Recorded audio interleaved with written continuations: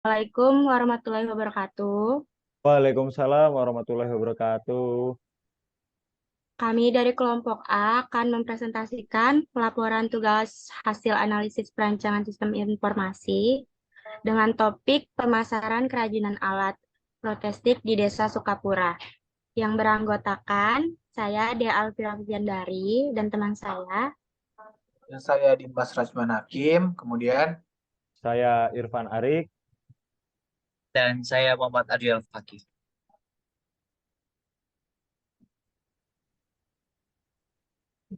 Pertama-tama, bab 1 yaitu ada pendahuluan yang berisi latar belakang.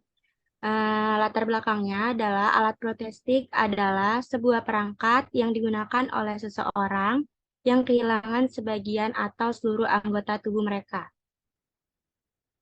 Namun, tidak semua individu yang membutuhkan alat protestik dapat akses yang memadai terhadap informasi dan dukungan yang diperlukan untuk memperoleh alat bantu yang sesuai dengan kondisi finansial dan fisik mereka. Oleh karena itu, pembuatan website resmi dan penerapan strategi pemasaran yang efektif sangat penting untuk mempromosikan dan memasarkan alat prostetik kepada calon pengguna.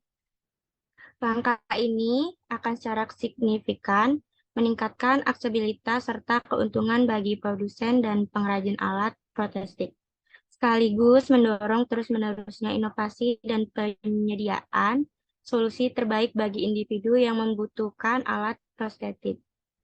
Lalu ada rumusan masalah. Berdasarkan latar belakang di atas, terdapat rumusan masalah di mana kurangnya penyebarluasan pemasaran produk kerajinan alat protestik diakibatkan kurangnya keterampilan dan pengetahuan pada bidang teknologi. Selanjutnya tujuan penelitian, tujuan ini adalah untuk memperluas pemasaran produk kerajinan kaki palsu dan meningkatkan taraf hidup para pengrajinan kaki palsu. Selanjutnya akan dijelaskan oleh teman saya. Untuk selanjutnya yaitu diagram. Diagram yang pertama yaitu ada use case diagram. Kami memiliki dua aktor. Yang pertama yaitu konsumen, yang kedua yaitu pengelola. Konsumen sendiri mempunyai parent use case. Yang pertama yaitu menjelajahi produk. Yang kedua yaitu mengajukan pesanan. Mengajukan pesanan dapat dilakukan ketika konsumen telah melengkapi data diri. Lalu pengelola memiliki tiga parent use case. Yang pertama yaitu kelola konten yang bisa dilakukan ketika pengelola sudah login. Yang kedua yaitu laporan penjualan yang bisa dilakukan ketika pengelola juga sudah login. Yang ketiga yaitu pengelola dapat mengelola pesanan ketika pengelola tersebut sudah login. Dan pengelola akan menerima pesanan ketika konsumen sudah mengajukan pesanan. Next.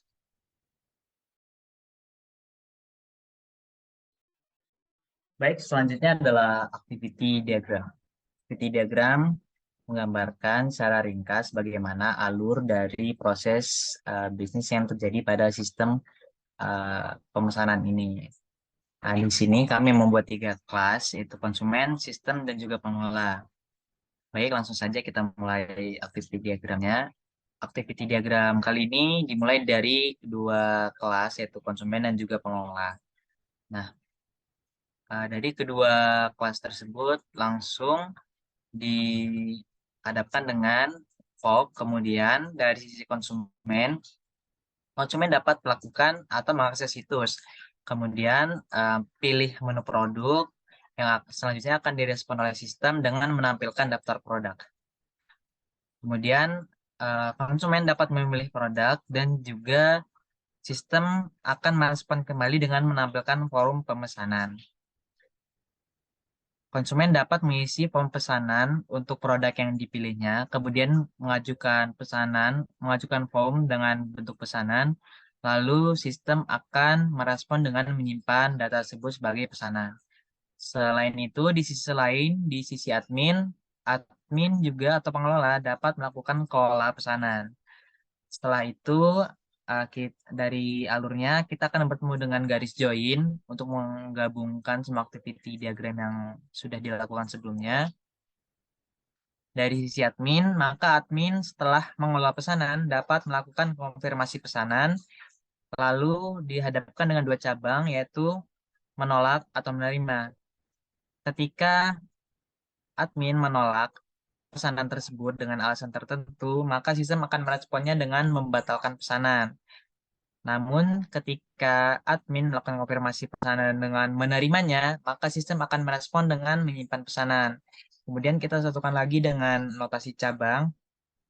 Lalu, admin atau pengelola dapat melakukan konfirmasi status pesanan terhadap konsumen atau kepada konsumen. Selanjutnya, konsumen akan menerima laporan status pesanan, yaitu diterima atau ditolak.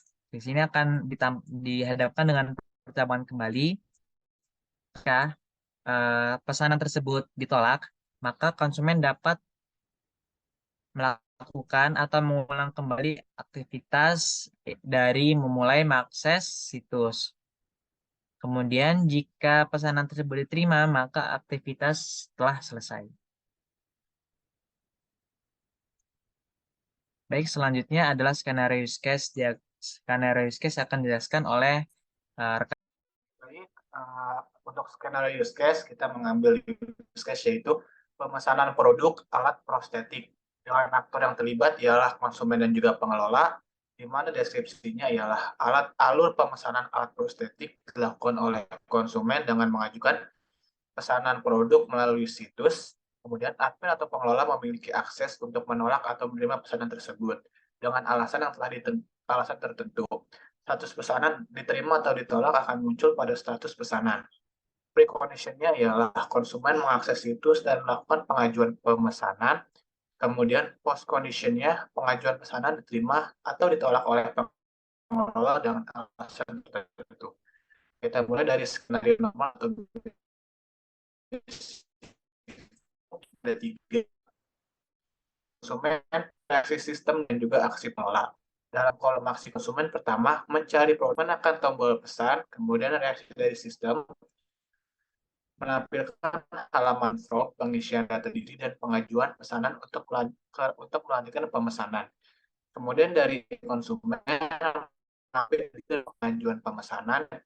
Jika data diri dan pengajuan telah sesuai melanjutkan, maka tekan tombol lanjutkan pemesanan. Dari sistem, jika data sudah semua, penampilan pesanan Anda berhasil diajukan, silakan tunggu konfirmasi kepada konsumen dan mengirim notifikasi. Habis itu kemudian dari kolom pengelola menerima notification pemesanan. Dari sistem penampilkan data pengajuan pemesanan dari pengelola. Jika pengelola menerima pesanan, menekan tombol terima. Reaksi dari sistem mengirim notifikasi Anda telah terima, barang Anda akan dikirim secepatnya. Dari konsumen menerima notification. Skenario selanjutnya akan dibawakan oleh Irfan.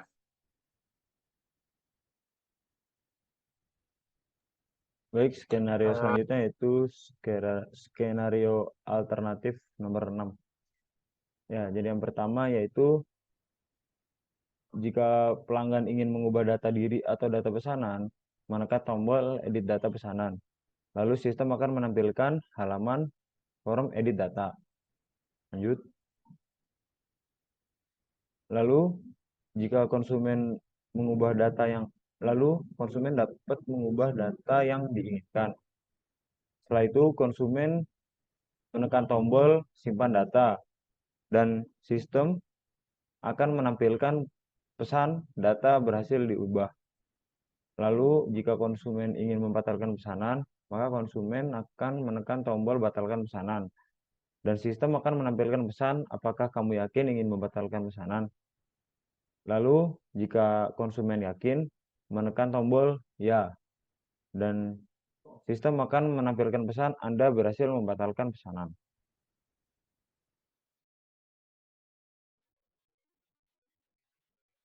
Ya, baik, selanjutnya skenario alternatif nomor Jika data terisi, maka sistem akan menampilkan lengkapi data terlebih dahulu. Yang 7B tetap berada di halaman form pengisian data, diri dan pengajuan pesanan. Lalu skenario alternatif nomor 10. Pengelola jika ingin menolak pesanan, tekan tombol tidak. Lalu sistem akan mengirim notifikasi ke konsumen, pesanan Anda telah ditolak. Baik, kemudian yang terakhir ada kelas diagram. Kelas diagram adalah bagaimana cara mengembangkan suatu data dalam sebuah sistem.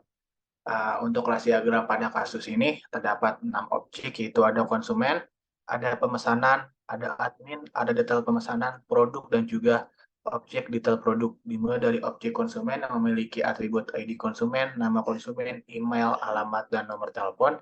Dengan metode ada cek status, tambah pemesanan, dan juga konfirmasi pemesanan. Di bagian admin, terdapat ID admin, nama admin, nomor telepon admin dengan metode cek status dan juga validasi pemesanan.